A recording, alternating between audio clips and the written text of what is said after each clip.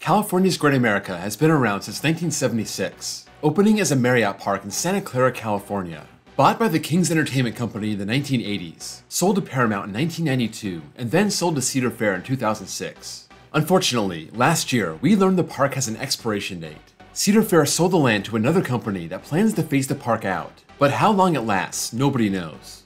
Over the course of 47 years, the park has seen 14 coasters come and go, 9 current and 5 in the past. Today, let's put all bias aside and find out which one is the tallest, fastest, longest, best paced, and rank them up based on prime ride time. These are the coasters of California's Great America, past and present, by the numbers.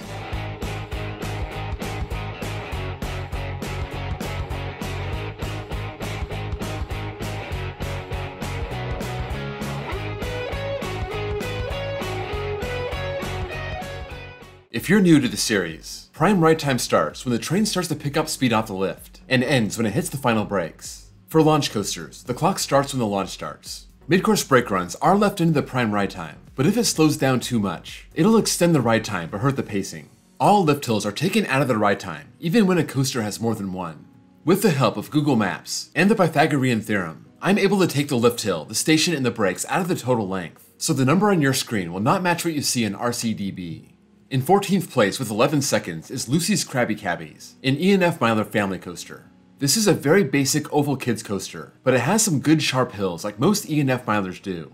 It only stands 8 feet tall, that's last place, but it gets up to 15 miles an hour, that's second to last, covering about 250 feet of track, which is also one step ahead of last place. And that 22.7 feet per second is only third to last. It's listed as a family coaster, but I'd call it a kids coaster. In 13th place with 16 seconds is Gulf Coaster, an Alan Herschel Little Dipper. This operated between 1976 and 1980, the park's original kids coaster, and it's your very basic model. I don't have any POV of this coaster, so I just used one of the other 100 plus installments out there, Little Dipper at Little America. This is also an oval layout, this one rising up to 12 feet, second to last, maxing out at 8 miles an hour, that's at the bottom. Also lasts in length of 212 feet, about 38 feet shorter than Lucy's Krabby Cabbies. And given that slow speed, no coaster in the park's history has worse pacing, covering only 13.3 feet per second. In 12th place with 24 seconds is RailBlazer, an RMC Raptor. If you start the ride time at the drop and not the dip off the lift, these Raptors only offer 24 seconds of ride time. It does try to break you in half during those 24 seconds, so no surprise, it's number 1 in pacing at 57.5 feet per second, not even covering 1,400 feet of track, which puts it down in 10th place. It has a modest size, but that's good for this park. That 100-foot drop ranking 5th, and its top speed at 53 miles an hour up at 4th place. With all that speed, it would have been nice to fit in another couple elements, but these Raptors are all about intensity, and it definitely achieves that. In 11th place with 29 seconds is Woodstock Express, an Intamin children's coaster. So Lucy's is considered a family coaster, and this is considered a children's coaster, so that's weird. This is 36 feet tall with a 34-foot drop, that's third to last. After that gradual drop, it maxes out at 25 miles an hour, also third to last. It covers less than 1,000 feet of prime ride track, again, third to last. But its pacing matches its rank in ride time, 11th place at 32.3 feet per second. This is one weird old-fashioned family coaster, something straight out of Roller Coaster Tycoon. In 10th place with 30 seconds is Grease Lightning, a Schwarzkopf shuttle loop. This came to the park a year after it opened in 1977, and it shut down in 2002. It was your standard Schwarzkopf weight drop shuttle loop, covering its 863 feet of track twice, so at 1,726 feet, it's right in the middle at 7th place. This may seem a bit cheap, but those spikes stand almost 138 feet tall. That's number 1 in the park's history. Not everyone gets to experience the full height depending on where you sit, and it doesn't go all the way up, so take it as you will. One thing you can't deny, its 57 mile an hour top speed is also number 1, and it's barely behind RailBlazer in pacing. It missed the top spot by 1/100th of a second. In 9th place with 34 seconds is Flight Deck, a B&M invert. This is one of the first inverts ever built, and it's known to be very good but a very short ride. It comes in at just over 1,800 feet, and in this park, it's barely good enough for the top half. It starts with a 91-foot drop, tied for 6, hits 50 miles an hour, also tied for 6, so its pacing must also be at 6, right? Well, no. It carries its speed very well, and it's a very intense ride, and it's up at 4th place in pacing at 53.1 feet per second. In 8th place with 35 seconds is Patriot, a B&M floorless. This used to be Vortex, a B&M stand-up, and although I do consider them different credits, the stats are the same. The park actually has 3 coasters that have a 91-foot drop, this being one of them. That's tied for 6th, but it only tops out at 45 miles an hour, which is 9th. With just over 1,400 feet of track, that's also 9th. One of the smaller B&M coasters ever built. But it makes sense, this was B&M's second coaster ever. It doesn't cover track as well as Flight Deck. In fact, it's about 13 feet per second behind, finishing in 9th place. In 7th place with 37 seconds is Intego, a Vekoma inverted boomerang.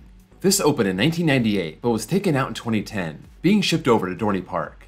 Boomerangs are tough to calculate. You have to double the track length, but subtract the length of the first lift. With 1,853 feet of track, this is 5th place. Its spikes are over 131 feet tall, but just like Grease Lightning, not every seat reaches that height. This is only about 6 feet shorter than Grease Lightning and good for second, but again, take it for what it is. The train does max out at 50 miles an hour, and that's only tied for 6th, carrying good speed through its inversions and ranking 5th in pacing. This gives 41 seconds of ride time, but the time you spend being lifted up to second lift is about 4 seconds, so I knocked it down to 37. In 6th place with 42 seconds is Demon, an aero looper.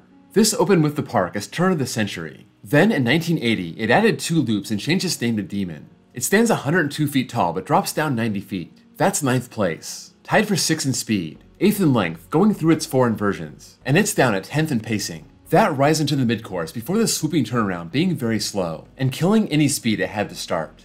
In 5th place with 44 seconds is Gold Striker, a GCI wooden coaster. It took Cedar Fair a long time to get this park something good, but it was worth the wait. Gold Striker is a major wooden coaster, standing 108 feet tall, which is good for 4th, but it's the tallest active coaster in the park. The top 3 have all been removed.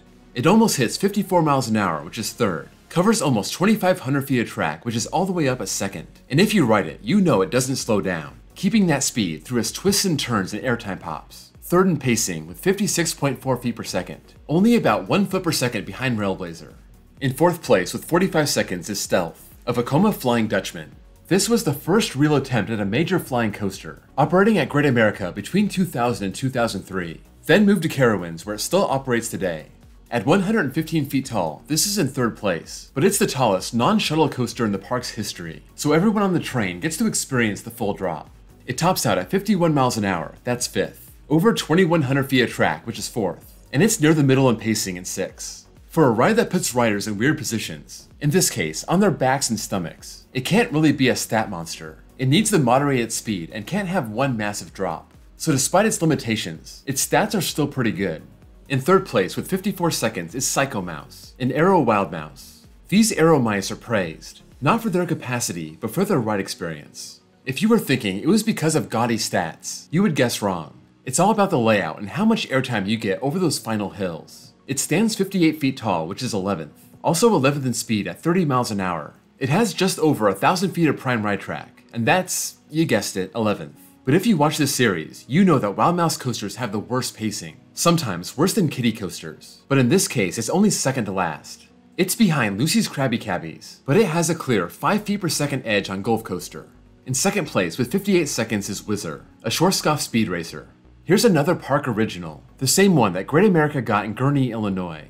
That one is still going strong, but the Whizzer in California shut down in 1988. This is a family coaster, so after it rises up the 70-foot spiral lift, it has a very gradual drop at 64 feet, good for 10th. It only hits 42 miles an hour, a speed that seems way faster when you're riding low to the ground, but it's also only in 10th place. Putting height and speed aside, Whizzer has a very long layout, 3rd place in the park, but that means his pacing is going to struggle to keep up with the big boys. At 40.8 feet per second, it's 9th place, just ahead of Patriot. In 1st place with 60 seconds is Grizzly, an old, sad wooden coaster. It figures the worst coaster in the park would pack the most ride time. Lucky for Grizzly, it's not rough. Its layout is just dull. It starts with a 91-foot drop. That's tied for 6th. Hits 55 miles an hour. That's all the way up at 2nd. And no coaster covers more track than Grizzly, just over 2,500 feet. Given its big swooping turnarounds, its pacing isn't great, right in the middle with 41.8 feet per second. It's kind of the anti-Gold Striker, very drawn out and mild instead of fast and furious. That's a wrap on the coasters of California's Great America, by the numbers. Let me know if anything here surprised you, or confirmed something you already knew. This park doesn't have anything huge. No hypers, nothing with a legit drop much over 100 feet, so your leaders in ride time are very moderate coasters. Grizzly, Whizzer, Stealth. That's something you don't see at most other major parks.